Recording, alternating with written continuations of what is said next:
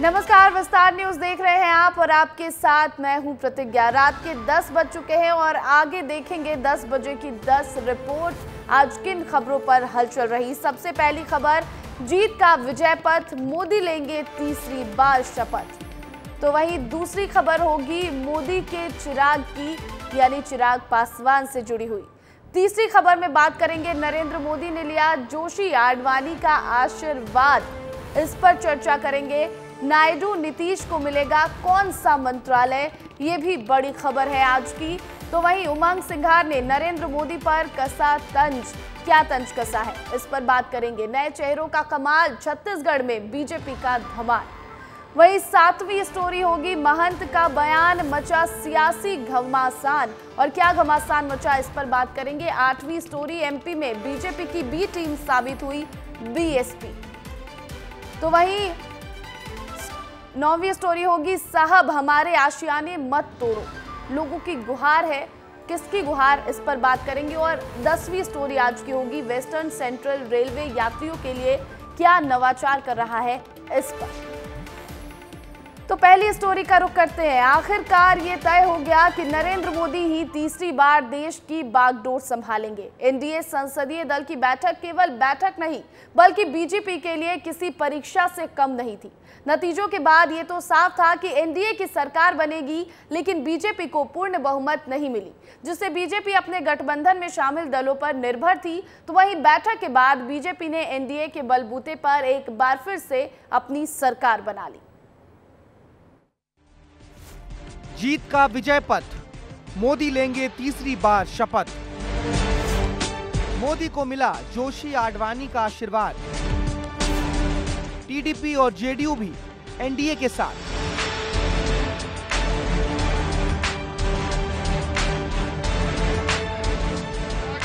स्वागत है गर्व और गौरव। भारत माता की वंदे वंदे वंदे, भारत माता की। पिछले 10 सालों से देश की सत्ता पर अपनी धाक जमाए बैठी बीजेपी की सीटों में इस बार कमी भले ही आई है, लेकिन बीजेपी ने एनडीए के बलबूते पर एक बार फिर से अपनी सरकार बना ली है।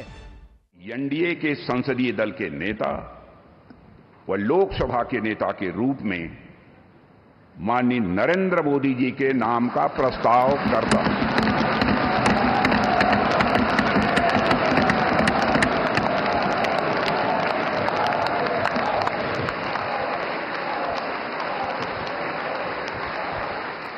चार जून को जैसे ही चुनावों के नतीजे आए तो सबकी नजरें चंद्रबाबू नायडू और नीतीश कुमार पर टिक गई थी। लेकिन एनडीए के इन पुराने साथियों ने जैसे ही एनडीए के संसदीय दल की बैठक में अपना भाषण देना शुरू किया तो लगा जैसे एनडीए विपक्ष को अपनी एकता और शक्ति का नमूना दे रहा हो और सभी को एहसास करा रहा हो कि बीजेपी थोड़ी सी कमजोर जरूर पड़ी हो, लेकिन एनडीए के उनके साथी मजबूती से उनके साथ खड़े हैं। लेकिन जब नीतीश कुमार भाषण देने आए तो पूरा माहौल नीतीशमय हो गया और नीतीश बाबू ने तो पूरी महफिल ही लूट ली। अब मेरा आग्रह यही है कि जल्दी से जल्दी आपका काम शुरू हो जाए, शपथ ग्रहण हो जाए। अब आप इतवार को करने वाले हैं, तो हम तो चाहते थे कि आजो हो जाता तो अच्छा था, लेकिन आपकी जब इच्छा है तो जब भी हो, जितना तेजी से काम हो जाए तो बहुत अच्छा है। तो जहां एक तरफ नीतीश कुमार के भाषण ने सभी को आश्वासन दे दिया, तो वहीं चंद्रबाबू नायडू ने एनडीए की एकजुटता पर भी मुहर लगा दी और ऐलान कर दिया कि चाहे कुछ भी हो, एनडीए हमेशा एकजुट रहेगा। With a true spirit, always to have a leader. Right time is a great asset for the nation. Today, India is having a right leader, right time. That is Narendra Modi.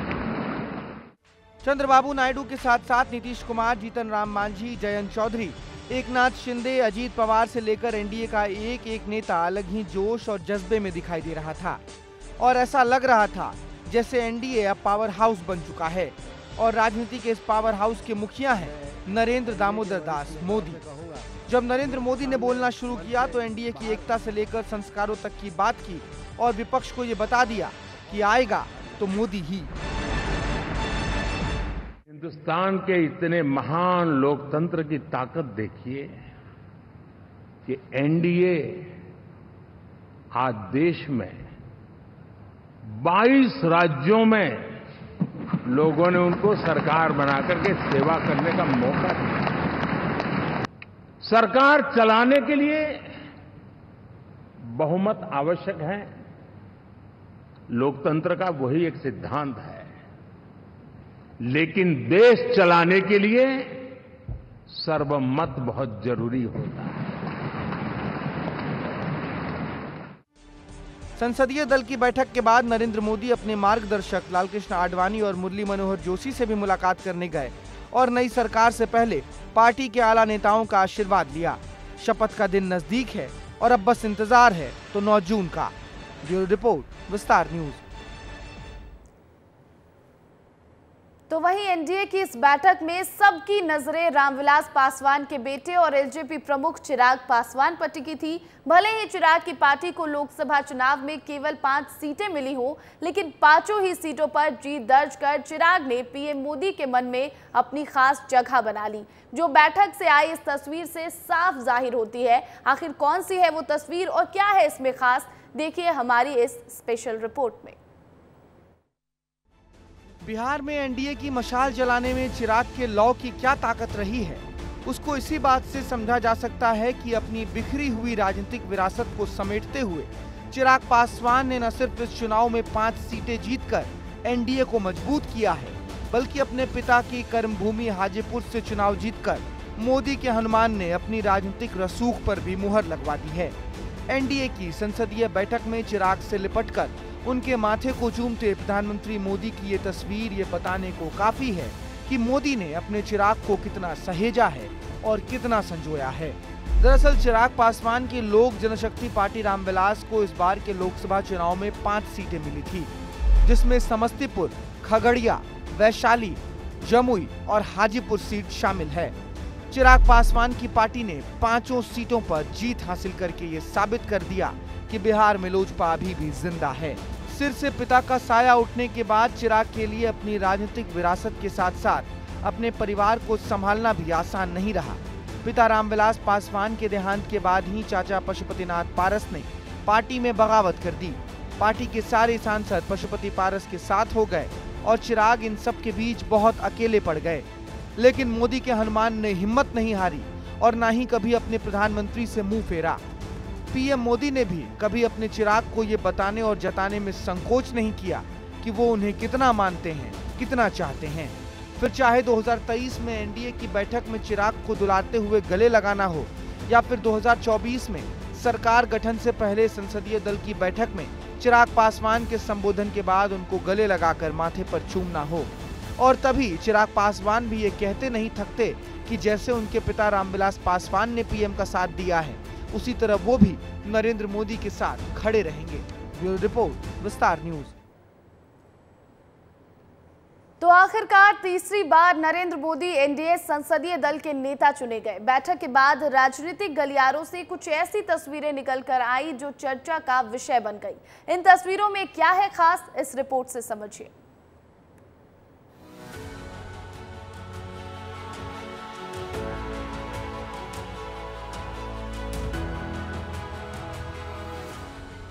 कहते हैं तस्वीरें बोलती हैं, और खासकर जब कोई तस्वीर राजनीतिक गलियारे से निकलकर सामने आई हो तो उसके कई खास मायने भी होते हैं। ये 3 तस्वीरें इस बात का बखूबी उदाहरण पेश करती हैं। वैसे तो आज संसद भवन के सेंट्रल हॉल में एनडीए संसदीय दल की बैठक थी। बैठक में एनडीए के तमाम घटक दल और उन सभी दलों के दिग्गज मौजूद थे। इस बैठक में एक बार फिर नरेंद्र मोदी को एनडीए का नेता चुना गया और देश की बागडोर उनके हाथों में सौंप दी गई। लेकिन इसके बाद जो तस्वीरें निकलकर सामने आई वो कई मायनों में अहम है। बैठक से निकलकर पीएम मोदी सीधे बीजेपी के वरिष्ठ नेता और भारत रत्न लालकृष्ण आडवाणी के आवास पहुंचे। सबसे पहले पीएम मोदी ने आडवाणी को हाथ जोड़कर नमन किया, उनसे आशीर्वाद लिया, फिर उन्हें फूलों का गुलदस्ता भेंट किया। जब आडवाणी जी खड़े हुए तो कुछ देर तक पीएम मोदी आडवाणी जी का हाथ थामे नजर आए। इस मुलाकात के दौरान लालकृष्ण आडवाणी की बेटी प्रतिभा आडवाणी भी मौजूद रहीं। 2014 और 2019 में भी मोदी प्रधानमंत्री बनने के बाद आडवाणी से मिलने पहुंचे थे और उनका आशीर्वाद लिया था। तो आडवाणी जी के घर से निकलकर पीएम मोदी बीजेपी के वरिष्ठ नेता मुरली मनोहर जोशी के आवास पहुंचे। 90 साल के जोशी बीजेपी के संस्थापक सदस्यों में से एक है। पीएम मोदी ने जोशी जी को फूलों का गुलदस्ता दिया तो जोशी जी ने पीएम को दुपट्टा देकर उन्हें सम्मानित किया। दोनों ने कुछ देर बैठकर बातचीत की। दोनों ही नेताओं के चेहरे पर संतोष के भाव साफ नजर आ रहे थे। तो वहीं मुरली मनोहर जोशी भी पूरी तरह आश्वस्त नजर आए।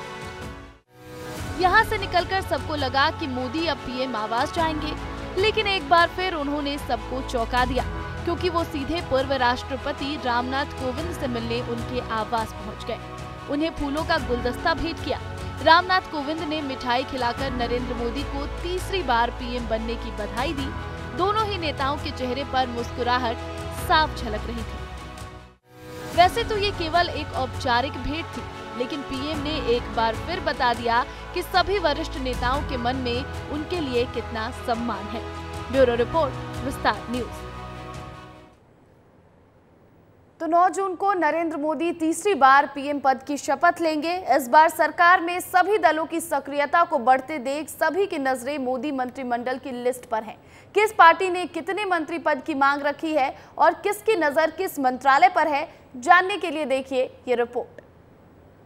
एनडीए संसदीय दल की बैठक के बाद एक बार फिर नरेंद्र मोदी को पीएम पद के लिए चुन लिया गया।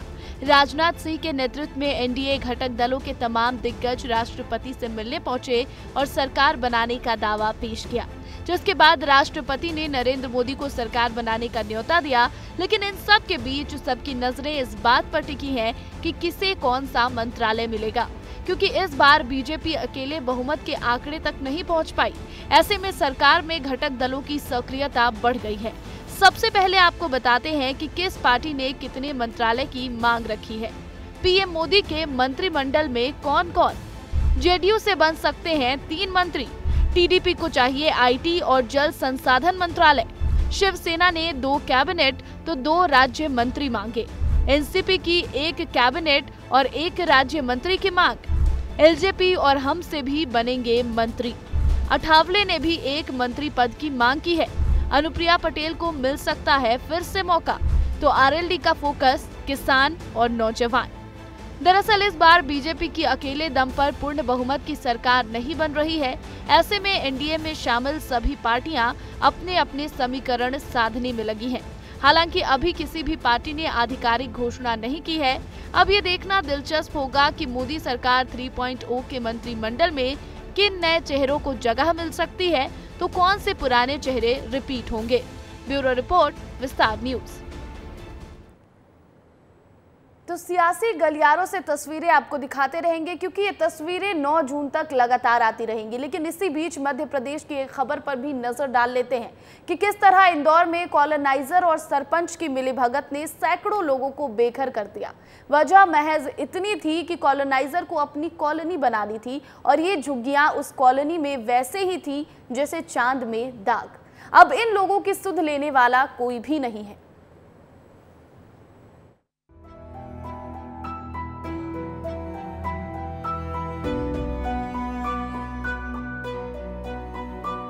अपने टूटे आशियानों के बाहर खड़ी ये महिलाएं और बच्चे तेज गर्मी में खुले आसमान के नीचे रहने को मजबूर हैं। मजबूरी का आलम यह है कि ना तो इनके पास रहने के लिए 4 दीवारी है और ना ही खाने के लिए अनाज। घर तो इनके पास भी था, लेकिन वो घर छीन लिया गया और छोड़ दिया गया इन सबको इनके हाल पर। ना तो अब इन्हें कोई पूछने वाला है, ना ही किसी को चिंता है इनके आशियाने की।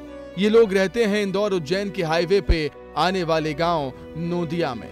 ये कहानी है कॉलोनाइजर दम्मानी और मंगल की, जो अपनी जमीन पर कॉलोनी बनाना चाहते थे, लेकिन 2 दर्जन से अधिक झुग्गियां इसमें रोड़ा बन रही थी।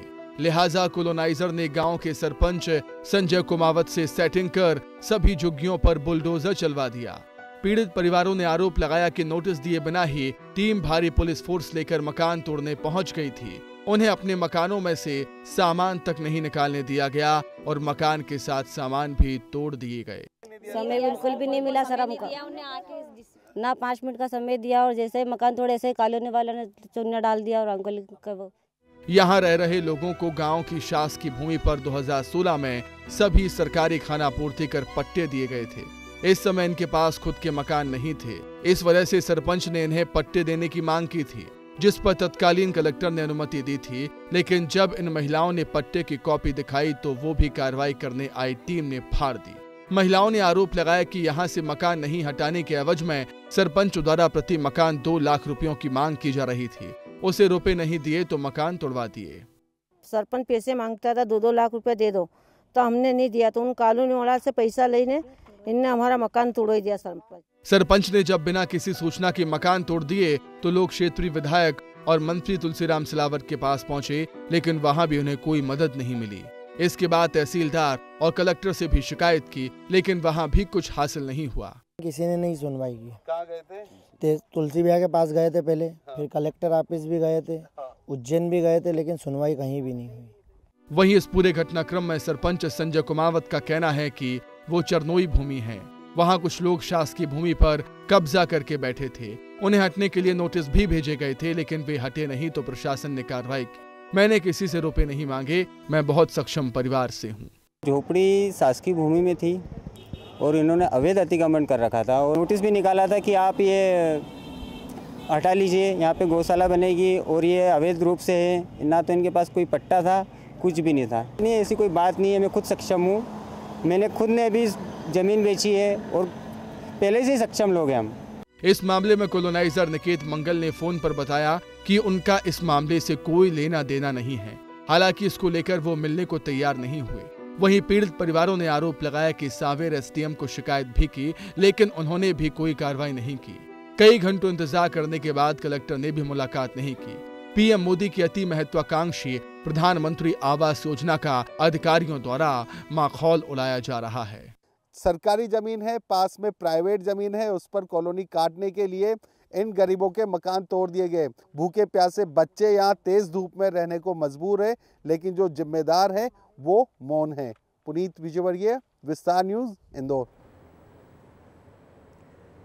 तो वहीं भारतीय रेलवे से जुड़ी एक खबर आपको बताते हैं, क्योंकि भारतीय रेलवे अब आधुनिकता की तरफ कदम बढ़ा रहा है। इसी कड़ी में रेलवे दुनिया की आधुनिक सुख सुविधाओं को जुटाने में लगा है और नए नए नवाचार किए जा रहे हैं। कोशिश हो रही है कि सुखद और मंगलमय यात्रा के साथ सुविधाएं भी उम्दा मिले। वेस्टर्न सेंट्रल रेलवे, जिसमें भोपाल रेल मंडल भी आता है, उसकी बात की जाए तो पता चलता है कि यहाँ भी बदलाव का दौर जारी है। क्या है पूरी खबर, इस रिपोर्ट से समझिए। भारतीय रेलवे अब आधुनिकता की तरफ कदम बढ़ा रहा है। इसी कड़ी में रेलवे दुनिया की आधुनिक सुख सुविधाओं को जुटाने में लगा है। इसी कड़ी में कई नवाचार भी किए जा रहे हैं। कोशिश हो रही है कि सुखद और मंगलमय यात्रा के साथ सुविधाएं भी उम्दा मिले। वहीं खान पान और वन स्टेशन वन प्रोडक्ट को लेकर भी गंभीरता से काम हो रहा है। कैशलेस ट्रांजैक्शन सिस्टम को लागू किया जा रहा है तो पेपरलेस की टिकटिंग पर भी फोकस है। बात अगर वेस्टर्न सेंट्रल रेलवे WCR की करे, जिसमें भोपाल रेल मंडल भी आता है, तो पता चलता है कि यहाँ भी बदलाव का दौर जारी है। भारतीय रेलवे यानी इंडियन रेलवे काफ़ी कुछ नवाचार करता है, लेकिन इसके साथ साथ में उसके लिए जो चैलेंजिंग है वो है प्राइवेट वेंडर्स और यात्रियों की सुरक्षा। इसके साथ साथ में लेकिन रेलवे ने अपना ये काम बखूबी करना शुरू किया है कि आपको समय पर यात्रा करवाना। इसके साथ साथ में बड़ी बात यह है कि बदलते वक्त के साथ अब यात्रियों को ऐसी कौन सी जन सुविधाएँ हों जो दी जाएं। इसमें सबसे ज़्यादा ज़रूरी है उसके लिए दवा, अगर आपातकाल में मिल पाए तो इसकी व्यवस्था की गई है। इसके साथ साथ में अब ये व्यवस्था रहेगी कि आपको टिकट आपकी शर्तों पर मिल पाए। श्याम सिंह तोमर, विस्तार न्यूज़ के लिए। मध्य प्रदेश में यात्रियों की सुविधा के लिए कई तरह के नवाचार किए जा रहे हैं। विस्तार न्यूज से विशेष बातचीत में वरिष्ठ मंडल वाणिज्य प्रबंधक यानी सीनियर DCM सौरभ कटारिया ने इन तमाम प्रयासों के बारे में बताया। सीनियर DCM सौरभ कटारिया का कहना है कि इस सुविधा का उपयोग करने से यात्री को अपने पास नगद राशि रखने और लाइन में लगने की झंझट से मुक्ति मिलने के साथ 3% बोनस भी मिलेगा। हैं उनको बहुत समस्याएं होती, लंबी लाइनें लगती हैं और उनको बहुत सी बार कैश की प्रॉब्लम्स भी होती हैं, तो काउंटर पे जब खड़े होते हैं तो उनको यात्री और एज वेल एज जो हमारे कर्मचारी हैं, बहुत सी बार कैश के ट्रांजैक्शंस के अंदर उनको खुले पैसे की समस्या हो जाती है, तो नहीं दे पाते हैं और लंबी लाइन तो रहती है, तो ट्रेन भी छूट जाती है। तो इसी कारण इन सब समस्याओं को देखते हुए जैसा कि डिजिटल क्रांति जो भारत के अंदर हुई है सभी लेवल पे, चाहे आप नुक्कड़ पे जाएं, आजकल आप डिजिटल पेमेंट QR कोड के तहत कर रहे हैं, तो वही सुविधा हम लोगों ने भोपाल स्टेशन और भोपाल मंडल में सभी जगह QR कोड की व्यवस्था तो हमने सभी जगह कर दी है। सीनियर DCM सौरभ कटारिया के अनुसार यात्रियों को अत्याधुनिक डिजिटल तकनीक से कैशलेस ट्रांजैक्शन की सुविधा को बढ़ाया जा रहा है। इसी कड़ी में तीनों मंडलों जबलपुर, भोपाल और कोटा में PRS काउंटर्स, UTS काउंटर्स और पार्सल कार्यालयों पर POS मशीन से कैशलेस ट्रांजैक्शन किया जा रहा है और वन स्टेशन वन प्रोडक्ट तो जेनेरिक दवाइयों के मेडिकल स्टोर्स के स्टोर भी खोले जा रहे हैं। विस्तार न्यूज के साथ श्याम सिंह तोमर की रिपोर्ट। तो आपसे जुड़ी इन खबरों के बाद एक बार फिर रुख करते हैं राजनीतिक गलियारे का, क्योंकि लोकसभा चुनाव में सीटें कम होने के बाद एक तरफ बीजेपी को झटका लगा है, तो वहीं कुछ ऐसी भी पार्टियां हैं जिनका जनाधार लगातार घटता जा रहा है। ग्वालियर चंबल अंचल में कभी मजबूत रही BSP अब क्या सिर्फ B टीम की तरह काम कर वोट काट रही है? इस रिपोर्ट में देखिए। ग्वालियर चंबल अंचल की सियासत में कांग्रेस और बीजेपी के साथ बहुजन समाजवादी पार्टी का भी दखल रहा है। कई बार ऐसे मौके आए जब बीजेपी और कांग्रेस के रूठे हुए नेता BSP के टिकट पर विधायक तक बन गए। इसी आज से अंचल के कुछ सीटों पर नाराज नेता BSP के टिकट पर लड़े। ये नेता जीत तो नहीं पाए, लेकिन कांग्रेस को हराने में जरूर कामयाब रहे। मुरैना लोकसभा, BSP के टिकट पर रमेश गर्ग ने चुनाव लड़ा। रमेश गर्ग को 1,79,669 वोट मिले। कांग्रेस प्रत्याशी 52,530 वोटों से चुनाव हार गए। भिंड लोकसभा, BSP के टिकट पर देवाशीष जरारिया ने चुनाव लड़ा। देवाशीष जरारिया को 20,465 वोटें मिली। फूल सिंह बरैया 64,840 वोटों से चुनाव हार गए। ग्वालियर लोकसभा, BSP के टिकट पर कल्याण सिंह कंसाना ने चुनाव लड़ा। BSP उम्मीदवार को 33,465 वोट मिले। बीजेपी का कहना है कि बसपा का कोई जनाधार नहीं है। BSP के नेता अपनी पार्टी को नकार कर मुख्य धारा में शामिल हो रहे हैं, तो वहीं ग्वालियर चंबल अंचल में BSP से नुकसान की बात कांग्रेस भी मान रही है, पर कांग्रेस का कहना है कि बसपा सिर्फ वोट कटाऊ पार्टी बनकर रह गई है। बसपा जितनी मजबूत कभी होती थी उतनी मजबूत आज दिखाई नहीं देती है, क्योंकि जिन वर्गों के कल्याण की वो बात करती थी उन वर्गों को भी असलियत समझ में आ गई है और उन्होंने भी उसको नकार के मुख्य धारा में सब लोग शामिल हो रहे हैं। और वो मुख्य धारा मध्य प्रदेश में भारतीय जनता पार्टी की मुख्य धारा है। भारतीय जनता पार्टी को लाभ इसलिए मिला है कि कांग्रेस के धोखे और बसपा के धोखे को वो समझ गई। ग्वालियर चंबल अंचल में निश्चित रूप से इतनी अपेक्षा नहीं थी कि जो बसपा है वो कहीं ना कहीं अपना रोल दिखाएगी या वोट कटुआ का काम करेगी। निश्चित रूप से जो इस वर्ग का वोट है वो कांग्रेस का वोट है, हमारा वोट बैंक है, तो उसमें जरूर बसपा ने सेंध मारी और उसका नुकसान भी कांग्रेस को। जाहिर है बीजेपी और कांग्रेस बहुजन समाज पार्टी को सीने से नकारती नजर आएगी। लोकसभा चुनाव में भी BSP का परफॉर्मेंस पार्टी के लिए चिंताजनक होगा, लेकिन वोट में सेंध लगाना हाथी चुनाव चिन्ह वाली BSP की ताकत रही है। तो आज लोकतंत्र के महापर्व की पिक्चर भी क्लियर हो चुकी है। एनडीए की सरकार ने 293 सीटों के साथ देश में बहुमत हासिल किया और पीएम नरेंद्र मोदी को अपना नेता भी चुन लिया है। और जब देश के प्रधानमंत्री नरेंद्र मोदी तीसरी बार देश की बागडोर अपने हाथों में लेंगे तो वहां एमपी के भी दिग्गज मौजूद रहेंगे और पीएम नरेंद्र मोदी या फिर कहें कि एनडीए गठबंधन की जीत पर एमपी के नेता प्रतिपक्ष ने भी तंज कसा है। क्या कुछ है पूरी खबर, विस्तार से देखिए।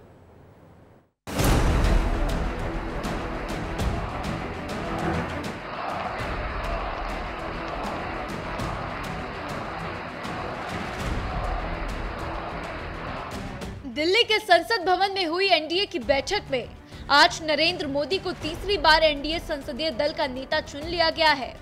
जैसे ही प्रधानमंत्री संसद भवन के अंदर पहुंचे, संसद भवन के अंदर मौजूद एनडीए के सभी सांसदों ने पीएम मोदी का खड़े होकर ताली बजाकर स्वागत किया।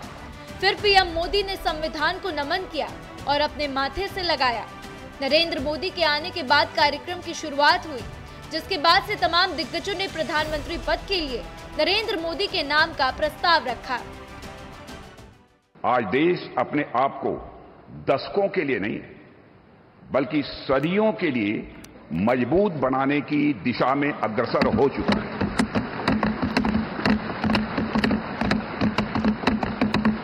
और मैं मानता हूं कि इस काम को और अधिक गति देने के लिए मोदी जी से बेहतर और कोई दूसरा नाम नहीं हो सकता है।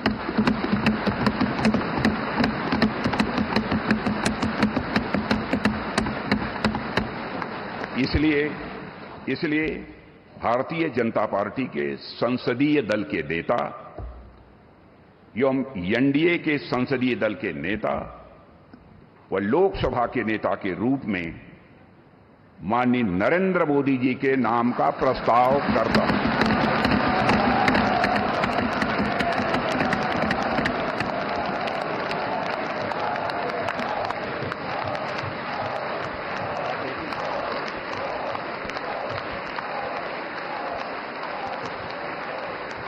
मैं भारतीय जनता पार्टी के करोड़ों कार्यकर्ताओं की ओर से, देश की जनता की ओर से और एनडीए के सहयोगी दलों की ओर से ये तीनों प्रस्ताव जो श्रीमान राजनाथ सिंह जी ने रखे हैं, इनका मनपूर्वक समर्थन करता हूं और मैं आशा करता हूं कि आप लोग भी समर्थन करें। अभी 10 साल में जो काम हुआ वो तो एक प्रकार से शुरुआत थी, पर इसके बाद आने वाले 5 साल में हम विश्व की एक महान ताकत बनेंगे, ऐसा हम सबको दृढ़ विश्वास है। मैं अपनी तरफ से आदरणीय मोदी जी को शुभकामनाएं और शुभेच्छाएं देता हूं और आदरणीय राजनाथ जी ने जो प्रस्ताव रखा है उसका अनुमोदन करता हूं और फिर से एक बार आप सबको धन्यवाद देता हूं। नमस्कार। एनडीए के घटक दलों ने सर्वसम्मति से प्रस्ताव पास करते हुए मोदी को अपना नेता और देश का मुखिया यानी कि पीएम की कुर्सी पर बैठने के लिए मोहर लगा दी है। अब वे 9 जून को रिकॉर्ड तीसरी बार पीएम पद की शपथ लेंगे। इस तरह से देश में मोदी 3.0 का दौर भी शुरू होने जा रहा है। खास बात यह है कि पीएम मोदी के तीसरे कार्यकाल के शपथ ग्रहण कार्यक्रम में मध्य प्रदेश के 400 बीजेपी नेताओं को आमंत्रित किया गया है।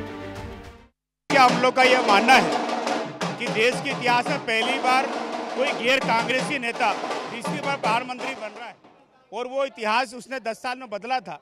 और हम लोग को पूरा विश्वास है कि युवाओं के क्षेत्र में, मजदूरों के क्षेत्र में, कर्मचारियों के क्षेत्र में, विद्यार्थियों के क्षेत्र में और राष्ट्र हित में मोदी जी फिर कोई बड़े फैसले लेंगे जिससे देश का विकास होगा। आप देख रहे होंगे युवा मोर्चा और महिला मोर्चा में काफी उत्साह देखने को मिल रहा है। वो सभी यहाँ पे उपस्थित होकर मोदी जी को बधाई दे रहे हैं। रोडों पर इसको उत्सव के रूप में ले रहा है और अपना सौभाग्य मान रहा है कि मोदी जी वापस एनडीए के नेता बने। देश भर में एनडीए की सरकार ने लोकसभा 2024 के चुनाव में 293 सीट जीतकर पीएम नरेंद्र मोदी को एक बार फिर अपना प्रतिनिधि चुना है। बीजेपी सरकार के तीसरे कार्यकाल की शुरुआत होने वाली है, जिस पर एमपी कांग्रेस के नेता प्रतिपक्ष उमंग सिंघार ने तंज कसा है। उन्होंने एनडीए गठबंधन की सरकार को बैसाखी वाली सरकार बताया है।